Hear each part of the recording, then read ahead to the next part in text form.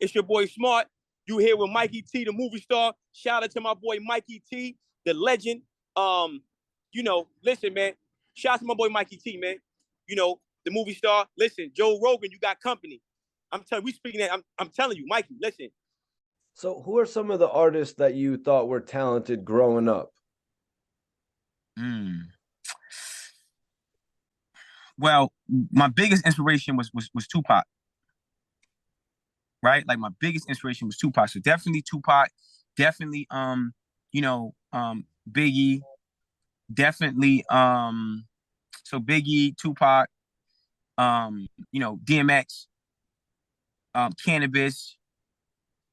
Like as a kid, like growing up, like okay, these guys was it. You know what I'm saying?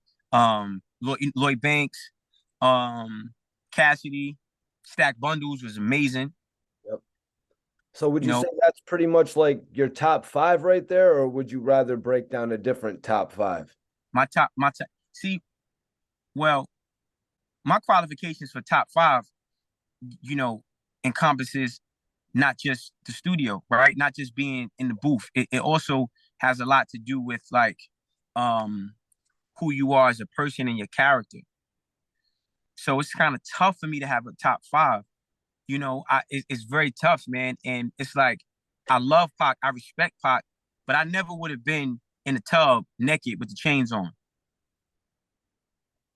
You know what I mean? Like I wouldn't have done that, right? Like I wouldn't have, that was a very freaky, sexual kind of a picture, and I wouldn't have done that, right?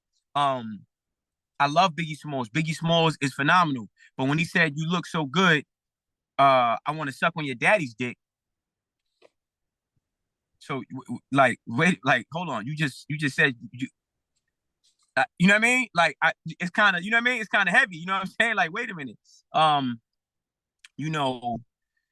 And fuck that shit, man. You know what I'm saying? DMX. Yeah, I was just thinking X, right? And so crazy, right? You love X that.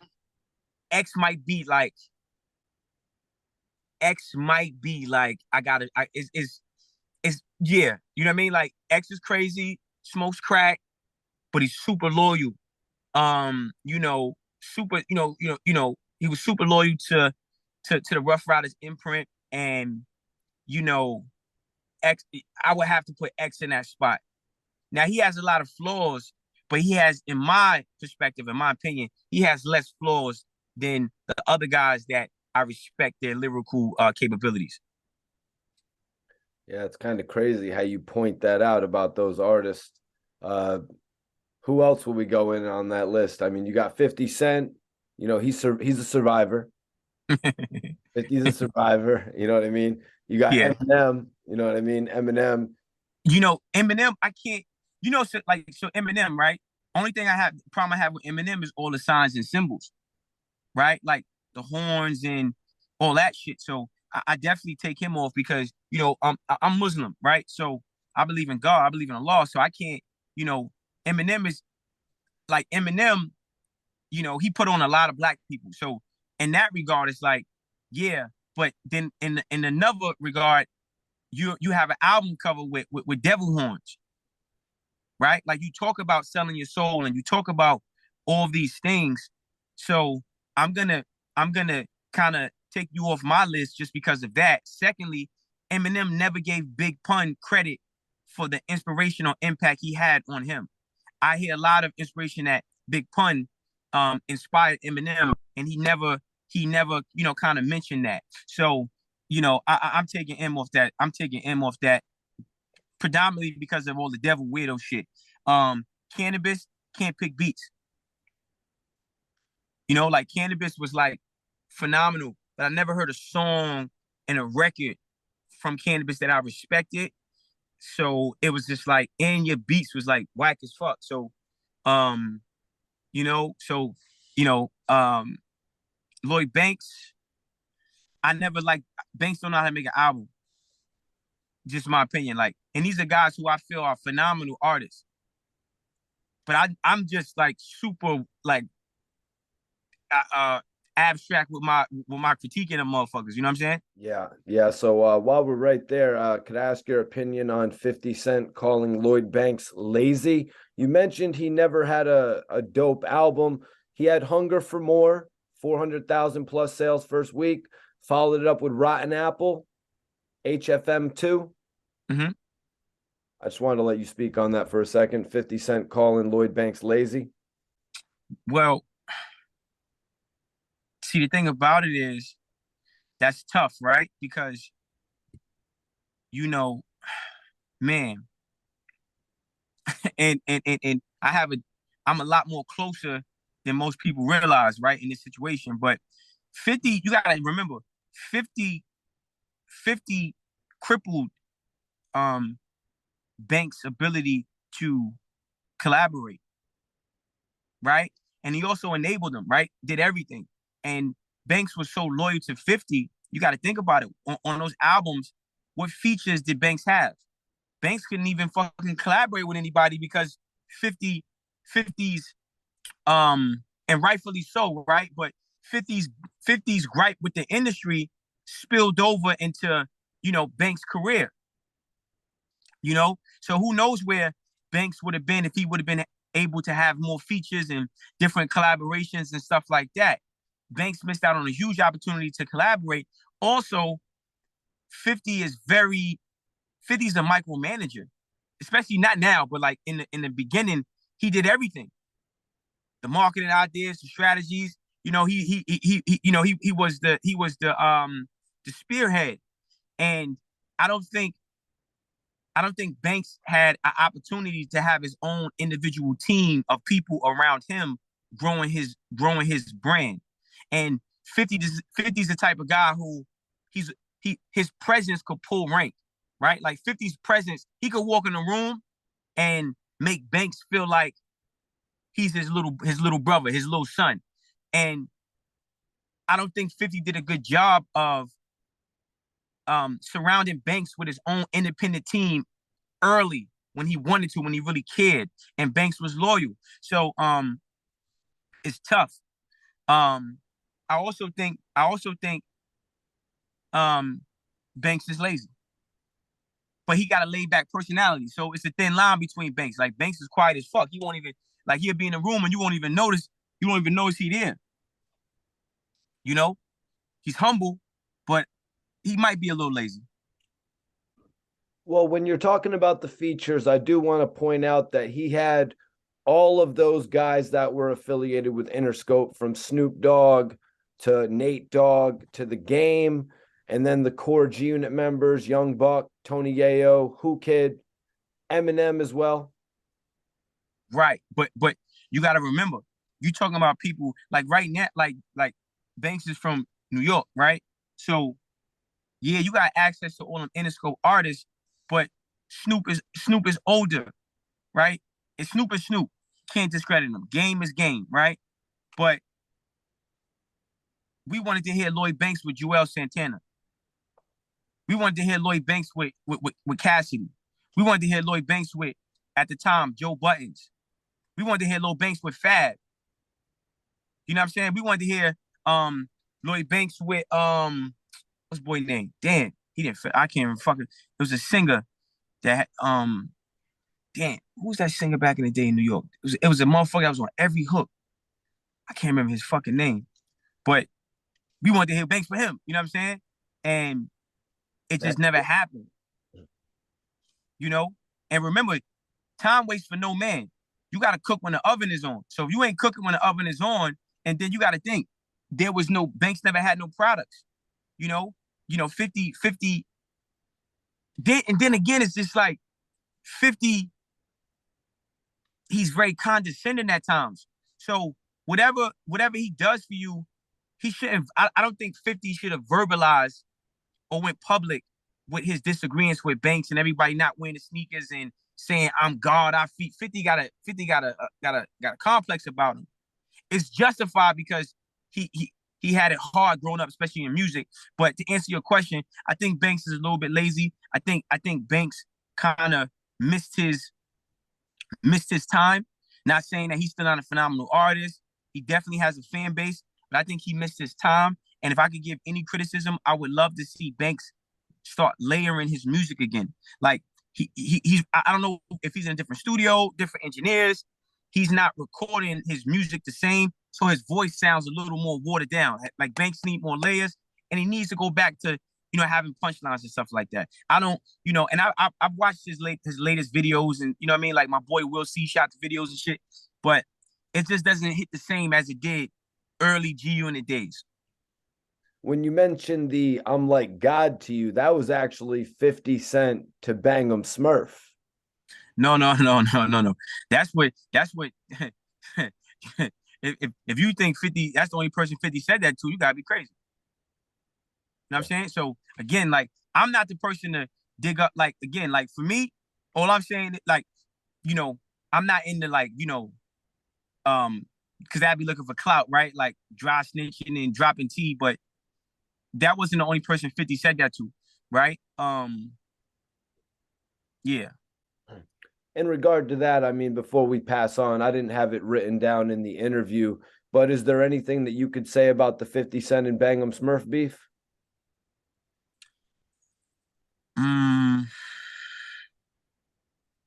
I'll give my opinion on it. I think, shout out to Bangham. Bangham is super loyal. You know what I'm saying? Like, Bangham Smurf was super, super loyal. And he was on the front line for a lot of different things. So, and just in my opinion, I feel like, Fifth could have did a better job of communicating the transition from like streets to corporate, right? Like 50 is the type of person to always learn new information, studying, learning, asking questions, getting with people. And a lot of times you can outgrow your crew, even though that crew had a huge influence on your success, right? So if you take away Tony Yayo, you don't get rich without trying. If you take away Lloyd Banks, you don't have G Unit. If you take away Bang 'em Smurf and that impact they had at that time in Queens and just those gritty, young, reckless motherfuckers ready to dumb out. Rest in peace, Maserati Fox too. But then you don't have it changes things, right? I just wish 50 did a better job thinking for the people around him that he knew needed to be thought for. So getting back into it, can you explain to me, how did you get your start in the game? Were you on the mixtape scene or was it the battle rap scene? No, I mean, I was just on the scene in period. Like, I was just moving around. You know what I mean? I was trying to figure out everything. I was battling at a spot in Brooklyn called what the fuck that shit was called? The 5 spot. My motherfucking aunt's neighbor in Staten Island was fucking related to track masters, and I'm banging out tracks with him, going to the studio, writing for artists, sign artists. I mean, you name it. I was just in the mix. You know what I'm saying? I was just in the mix any way I could be, you know? Yeah. Shout out to rest in peace, Lord Superb, because that was my bunkie up north, and that was my man out of Far Rock. And I was just, just moving around and just like anyway, I was trying to make it. So whatever I thought would help me make it, I was with it. As long as my principles were intact. So like doing mixtapes, handing out CDs, handing out flyers. If I needed to carry a gun for somebody, whatever, I just wanted to be in the music. You know what I mean? So what was your first battle? Could you also name some of your other battles that you had, like from wherever, really? Yeah, I had listen, I ain't gonna front. Like, well, it's public. I was gonna say between me and you, like we on the phone, but we ain't on the phone. You know what I'm saying? But I had mad battles that wasn't recorded, neither. Shit. Man, I battled Cassidy. I battled a kid named what's his motherfucking name? XV or LV. I battled fucking King Los over the phone. I had a lot of battles, bro, but it wasn't like that. Like a battle setup really wasn't like a thing. I had a lot of battles, Times Square, like Times Square was like the thing, right? Like you go to Times Square and it just everybody be rapping outside of like Daddy's house, Bad Boy Studios and shit like that. And then we'd be rapping in a cypher, and then before you know, we just battling each other. So yeah, man, I had a lot of battles off camera. And then the battle I had, because I know you was telling me about like Sin. Yo, man, that Sin shit was a fix, man. That Sin City shit was a fix. Yo, look, so at the time, I'm living in Vegas, right? So my man hit me like, yo, bro, you want to do a battle? I'm like, yeah, bet. So the guy that I'm supposed to do the battle with, 4 days before, 4 days before we supposed to battle, they switched the opponent. Okay, so that's why you didn't write. They switched the opponent. I couldn't write. They switched the opponent and then said, nah. So now I'm getting ready for this guy. Then they switched the opponent again. I said, man, fuck. All right. I said, fuck this shit. And I think they switched the opponent because the conversation I had. I said, listen, you don't touch me and don't say suck my dick. You say suck my dick, the battle's over. I'm going in your mouth. You take it how you take it, whatever. And I was very adamant about that. And shout out to Sin City because he respected that. And I said, listen, I'm not gonna, if you got something that you won't want me to say, and I think he said don't say something about his kids, but if I said, all right, bet, heard you. And it was a mutual respect. And I think the other guy, I'm not a little guy, Mikey, right? So I think the other guy was like, nah, this might go left. So he kind of like pulled out. And then when I battled Sin, I was freestyling, trying to put together some pieces. I don't know. What was your take? What was your take on the battle? Well, in all honesty, man, I would give you the first 2 rounds. You know what I mean? I saw a lot of people in the comments were saying 3-0, and I was like, and a lot of people were saying this is arguably 2-1, but they were like Smart gave away the 3rd round. So I'm like, what are they talking about? Smart gave away the 3rd round. So I go into the third, I finally get to the 3rd round, and I realized you didn't really rap in the 3rd round. So that's the only reason that you gave. They switched the beat. Listen, then they switched the beat. The beat they was on some bullshit because they gave us the beats. So that platform, they give you the beats before the battle, right? Okay. So you know what beats you rapping on. So I had 3 beats. They played the same 2 beats, but the last beat they switched out. Yeah, that last beat would have been dope to hear you rap on, to be honest with you. But I mean, and some other things I noticed about Sin in the battle was like, wasn't there one part where you were rapping and he was like, facts? Yeah. He caught himself. But so what was a battle that you lost where you were like, yo, I gotta step my game up? This dude just killed me. Did you ever have that Freeway moment? You know what I mean? Like put a beat on. And shout out to Philadelphia Freeway too. That's my guy. You know what I mean? But everyone saw Freeway versus Cassidy. Nah, listen, I ain't gonna hold you. This it was a guy from shout out to Marcy Projects. It was a guy from Marcy. His name is Corey, and his rap, I think he changed. I don't know. He changed his rap name. His rap name was at the time Fresh. So I battled. It was 2 times. And it's so crazy, right? I was gonna sign to Memphis Bleak, and I got cooked. Warehouse or Get Low? Get Low. Get Low. They had just signed. Look, listen. They had signed a kid named Calico from he was from I think Bushwick Project. So it was G to K, Calico, my man Sean and Don, and they had these dope ass fucking varsity Get Low jackets. You know what I'm saying? And so I battled like 5 guys. I smoked them. Then I had battled G to K, and shout out to G to K. He probably don't remember this shit. We was in his hallway. It was me, G to K, his brother Lip. He got his brother. when I say I got cooked, G to K smoked me. That was some shit where it was like okay, I gotta. And like a week later, I'm chilling in the crib with G to K, and he's smoking. He got his S dot sneakers and all that, and he got a plaque, right? He got a Rockefeller plaque. He had one of Bleak plaques on his wall, right? When I say Mikey, G to K must have had at least, from my eye, 200 rhyme books, like stacked on his dresser, full of just rhymes. I'm talking about, and I know for a fact, I can't prove it, but I know for a fact that either he was ghostwriting for Bleak or something. I don't know.